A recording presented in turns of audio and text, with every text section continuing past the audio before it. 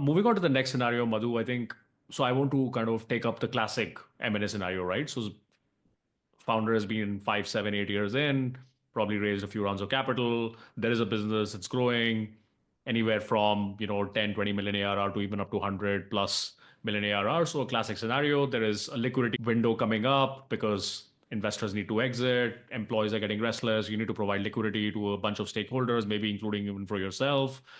Um, but let's say 24 months before, what can this founder do, right?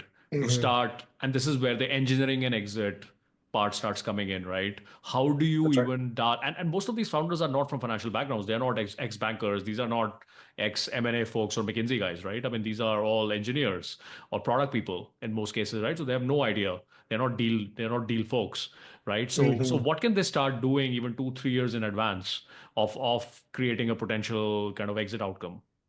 I'll piggyback on what Hans said, right? A lot of the levers that Hans mentioned, which is and you mentioned, Sumitra, your advisors, your investors uh, uh, come into play, right? Customers are a segment that is often underlooked. Your customers can be amazing sources of potential liquidity because, well, who knows you better than your customer, right? But arguably, not even your investors sometimes. Right. So there's a broader set of options available to you now because you're, let's say, 9 million in revenue versus 2 million in revenue. So um, the traditional options aside, which is you look at a PE firm or you look at a potential acquirer as a large Fortune 500 company or a public company, what have you. Beyond that, you're in a very fortunate position if you are growing well and you've got 24 months to make this call, right? It's a really good. So first, take a moment to recognize that it's a wonderful place to be, and then first and foremost would be what we just talked about, which is education. Before you even initiate anything, spend some time thinking. I and my team and my investors together built this amazing asset. What is the best scenario planning exercise I can engage in right now? Because I don't need to sell today. I don't need to sell 6 months from now. I don't need to sell a year from now. What are the paths? Which will allow you to look at customers, other buyers, PE firms, et cetera. So that's one exercise, is educate yourself on it. And a good banker and a good lawyer will make the difference between no deal and a deal, uh, golden handcuffs or not. It'll make a difference between, selling it for 50 million less or 50 million more. So non-trivial numbers if you have good partners, because they've seen a good lawyer would see a lot of transactions and immediately call out who you should look at, who should not look at. A good banker would do the same. And many times there's a heavy overlap. Like a good lawyer will introduce you to a good banker, right? And vice versa. And a good investor will introduce you to a good lawyer who will then introduce you to a good banker. So power of the community. The other thing I will suggest that's probably not actively discussed, in my opinion, is uh, in today's world with the ability to produce software and build businesses with AI, there's a huge wave of, can we just build this all ourselves?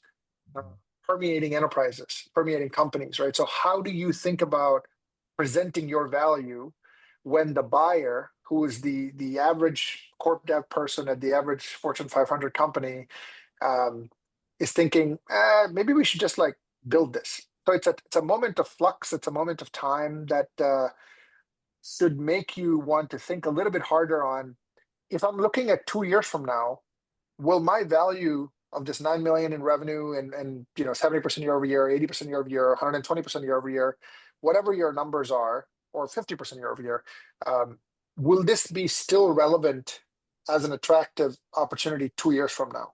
And never before in the past couple of decades has it been more difficult to predict your value in the market than it is now.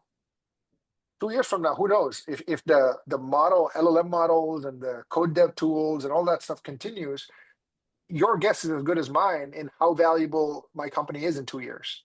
So how do you think about that, right?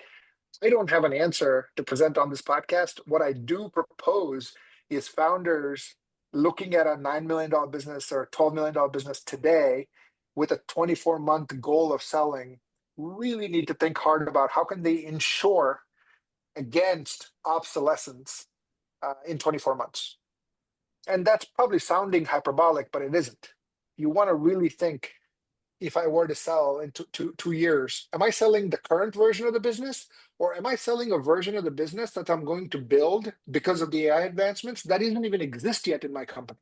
And that's what I should be pitching to a buyer and saying, hey, Google, or hey, a company that's 100 million in revenue, I'm going to pitch you a vision of my company that doesn't exist today, but we are the best ones to build that in the next 24 months. And I want you to be ready for that in 24 months. So it's a bit of a creative muscle flexing, but it's very imperative to think about it now, right? Because it's quite likely the case that the market's not going to look like this than it did. So 2025 and 2027 is a bigger delta than 2020 and 2022 or 2015 and 2017. No, very well said. I think typically in this kind of scenario, just to add to, I think what Madhu you said, what I've seen in the past is in most successful M&A deals, the acquirer is most likely either a customer or That's right. some sort of a strategic partner, which Mhm. means there is enough familiarity between the That's people right. involved, the sponsors and the founder, also the organizations. And so I think creating that buy-in becomes so much easier. So once you start thinking about if you have to create an exit and you're starting to have that conversation with your VCs that, hey, we'll kind of need to create an exit 24 months, 36 months down the road, you actually have enough time to start Hmm. now thinking about all this entire landscape of relationships that are there around your business and start thinking about them in a more strategic way. Maybe that means flying out and kind of wining and dining with certain executives at these companies, building those relationships, seeing who's that Yes. person who's personally vested or excited about your, or maybe you have been dealing with like more junior operators in some of these companies. How do you up level your relationship? How do you get in front of, how do you get that exec visibility? Because ultimately it's the exec sponsors who are going to drive a deal, right? So Hmm. really thinking about, and these are fairly, I would say they are much more straightforward to do because you already know these people and these companies. I'm going to give an example about you and your last company. You're out there talking to a potential customer, spoke to the product so well, and the product spoke to their problem so well that right then and there, it was like, why don't we just buy you instead of, using you as a product here? So that's doable, right? So you start looking at at potential great way to look at your customers, current customers as potential acquirers, if the match is right, for sure. Yeah. That's right. It took Cox acquired Adify in 2008. Cox was starting the conversation with Adify as a customer, and it took 16 months to decide. And turns out that they weren't really taking 16 months to decide whether to be a customer. They were diligencing us in that 16 months, right? So that's a great point. And I will repeat a phrase, Sumitra, that you said, which is the landscape of relationships. That's an excellent way to picture everybody around you and start nurturing and refining and diving deeper into every aspect of the landscape.